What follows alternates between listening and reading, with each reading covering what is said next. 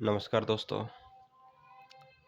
आज एक बार फिर से इस YouTube चैनल के माध्यम से आपसे रूबरू होने का मौका मिला है। दोस्तों, अभी हाल ही में CET के अंदर एक क्वेश्चन पूछा गया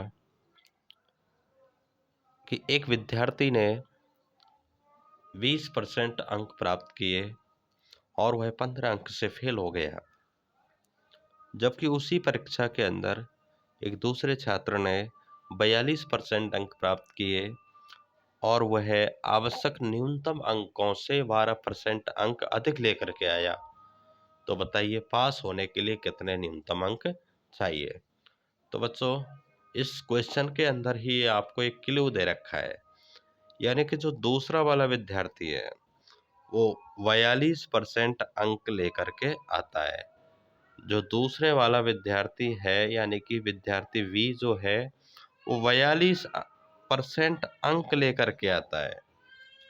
जो 42% अंक थे वो आवश्यक न्यूनतम अंकों से 12% अधिक थे। इसका मतलब जो आवश्यक न्यूनतम अंक थे वो कितने थे? 30%।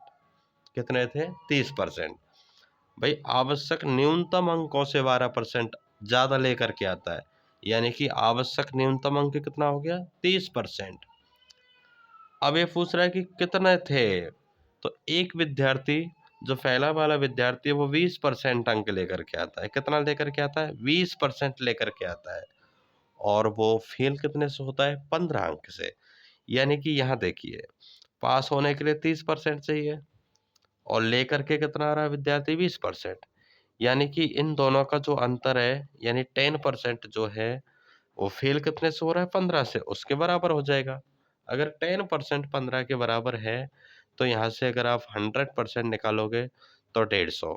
यानी कि जो परीक्षा का जो पूर्णांक था वो कितने नंबर का था? 150 नंबर का।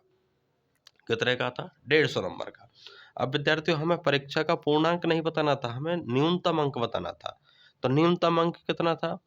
न्यूनतम अंक जो कि पास होने के लिए चाहिए, तो टोटल 150 का था।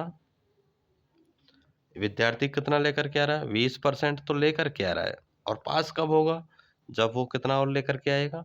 15 अंक और लेकर के आएगा। 2 जीरो से 2 जीरो कैंसिल। कितना हो गया? 15 दूनी 30 और प्लस 15, 30 और 15 हो गए 45। यानी कि वह विद्यार्थी अगर पास होगा तो कितने अंक लेकर के आएगा? 45।